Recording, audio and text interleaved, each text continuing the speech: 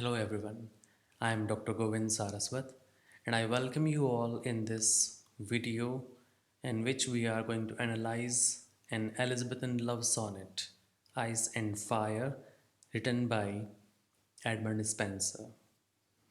Spenser is one of the great poets of English Renaissance.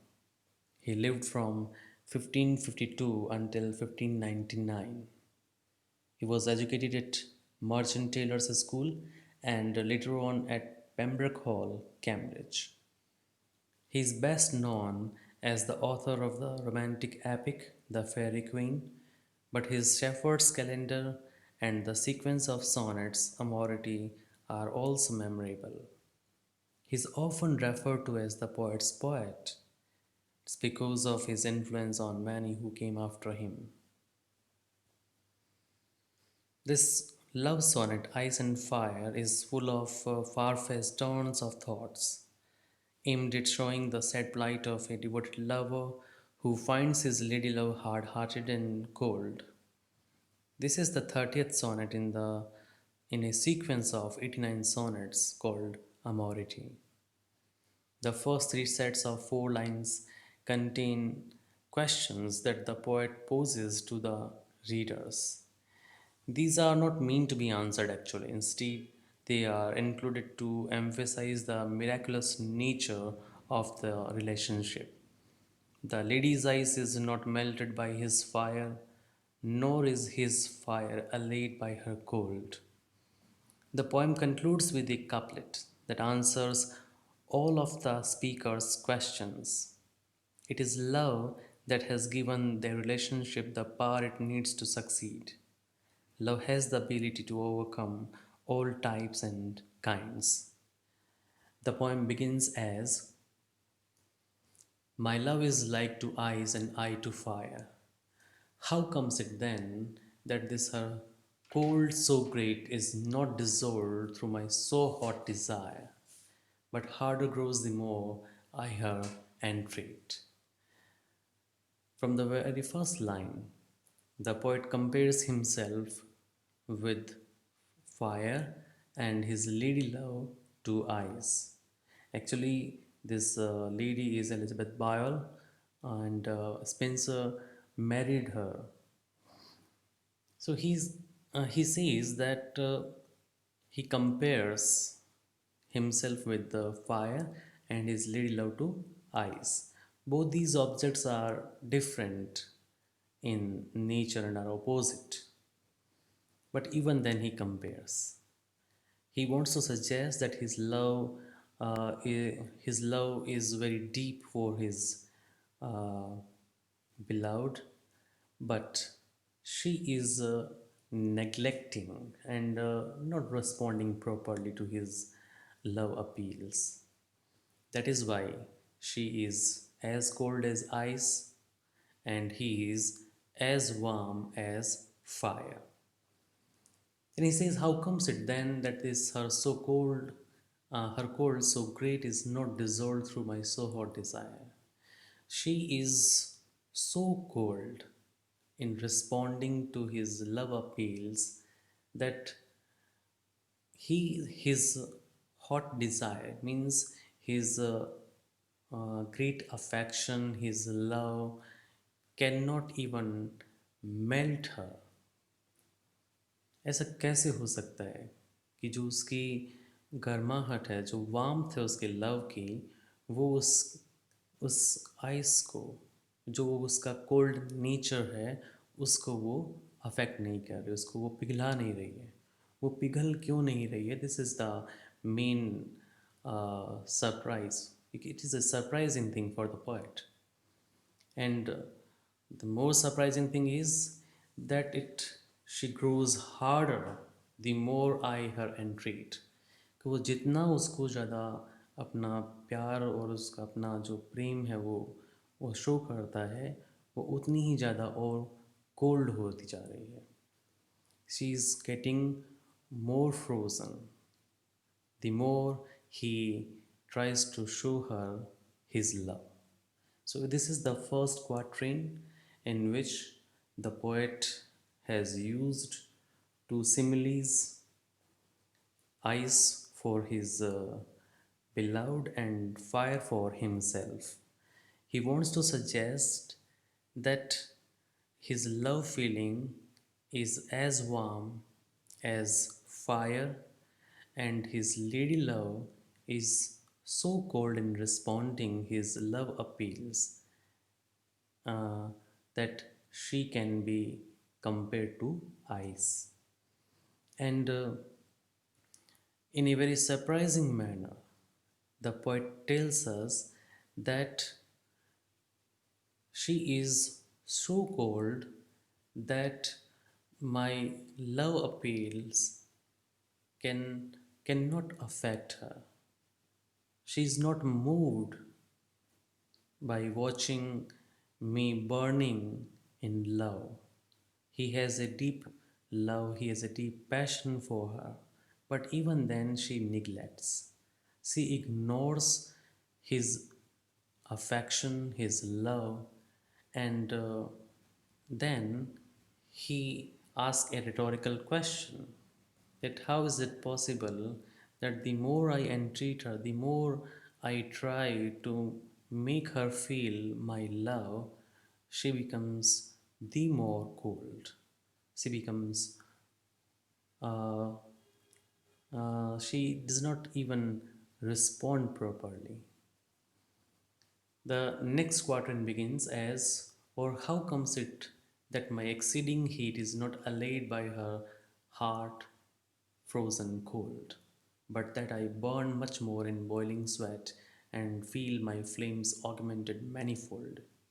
So, this is the contrary nature, this paradox of life. Love is beyond any logic. And he says, at least one thing should have happened, कि या तो वो पिघल जाती, या दूसरी possibility ये होती कि मैं खुद कोल्ड हो जाता, या मेरी फायर जो है वो बुझ जाती. Or how comes it that my exceeding heat, the heat of or the passion of his love is so great that it is not allayed by her heart frozen cold? She's not responding. She's not responding. So after some time, a person need to understand that if his love is not respondent, then he should understand that he should stop showing his love, his or her love. Because if it is not valued by someone, then you should uh, you should stop trying, because you have also your self-respect. So he is not allayed by her heart frozen cold, but that I burn much more in boiling sweat. 'Cause the more she becomes uh, um, the more she becomes frozen, the more I boil in this passion of love, in this emotion of love.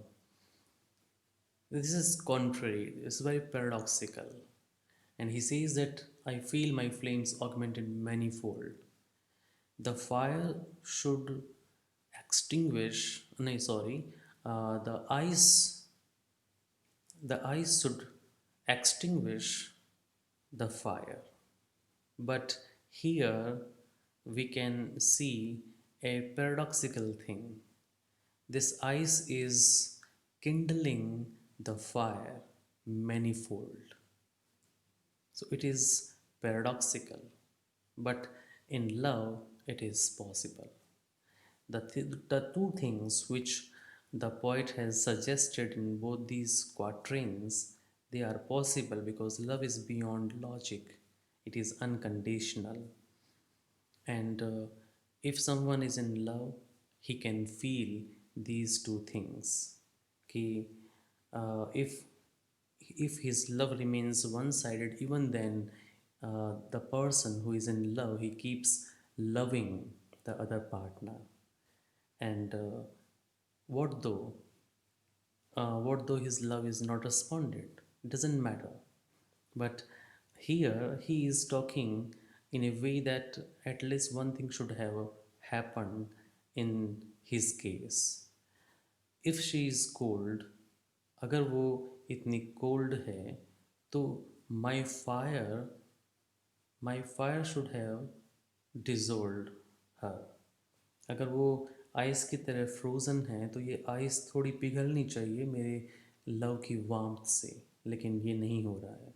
और दूसरी तरफ या तो मेरी जो fire है, ये जो पैशन है लव का, वो जो फायर है वो उसकी आइस से बुझ जाना चाहिए, बट वो आग जो है वो और ज़्यादा भड़क रही है। So this is what he wants to suggest in these two quatrains. Then he says, what more miraculous thing may be told? That fire which things melts should harden ice, and ice which is concealed with senseless cold should kindle fire by wonderful device. So here he says that इससे ज़्यादा miraculous मैं अब आपको क्या बताऊँ? What more miraculous thing I I can tell you, that the fire which melts everything, that fire is hardening the ice. So he wants to suggest that uh, the more I show my love, the more I love her, the more she becomes hard. She's she's completely frozen, and the miraculous thing is, it is because of the fire. Fire melts everything, but here fire is hardening her the more. And on the other hand, the ice which is concealed with senseless cold should kindle fire by wonderful device, और दूसरी तरफ जो ice है, that should uh, extinguish everything, because ice जो है उसके contract में जो भी आएगा वो और ज़्यादा सेंसलेस होता जाता है। when you put ice on your hand, on your palm for some time, and then if you strike that portion with something hard, you will feel the pain quite later because the blood gets frozen, and it when it the time it reaches up to your brain, it takes time. So सर्दी में जब भी अपने कोई चोट लगती है तो हमें थोड़ा टाइम बाद में दर्द महसूस होता है। तो वो यही कह रहा है कि ice which is concealed with senseless cold, she is as cold as ice, but this ice is kindling the fire. मैं भी इस आइस की वजह से फ्रोज़न हो जाता, अच्छा रहता, but it is not so, लेकिन ऐसा नहीं हो रहा है। This ice is Kindling my passion of love, my emotion of love all the more. मुझे और ज़्यादा जला रही है, और ज़्यादा जो मेरी आग है, जो लव की जो फीलिंग है उसको और ज़्यादा भड़का रही है।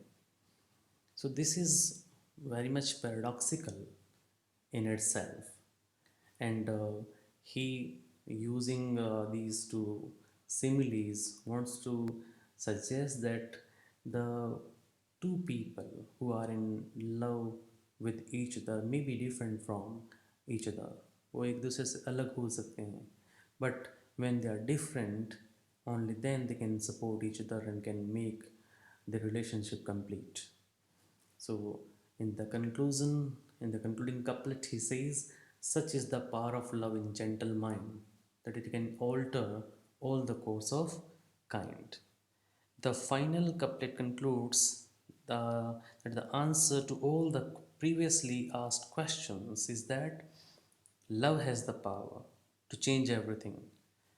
When it exists within a gentle mind, it has the ability to alter everyone's life. So, this is a very short and sweet love sonnet written by Edmund Spenser. It is divided into three quatrains and a concluding couplet. It is a type of English sonnet in which the rhyme scheme is a bit different from the Shakespearean sonnets. So, he has used beautiful similes and wants to suggest that his lady love can be compared to ice, and he is like fire. His love is so great that He feels the passion, he feels the warmth of love in his heart. He wants to make her feel, make her understand how much love he has for her. But even then, the lady is not responding, and that hurts him. But even then, he keeps loving, and he hopes that one day she will change and she will respond properly, and his love will be valued. And he has beautifully depicted, and the objects which he has mentioned, actually fire and ice, they both are different and opposite in nature. Fire can melt ice, and ice can extinguish the fire. In real life, it happens, but love is beyond all such scientific facts or realities. Here, we can witness the paradoxical nature of the emotion called love. The ice or the lady, it becomes more and more cold the more he shows his love. And on the other hand, he sees that at least uh, her eyes should have allayed her fire, but it is not so. He is getting more and more anxious, and his love is increasing the more. So this is all about this beautiful love sonnet, Ice and Fire. Thank you for listening me carefully.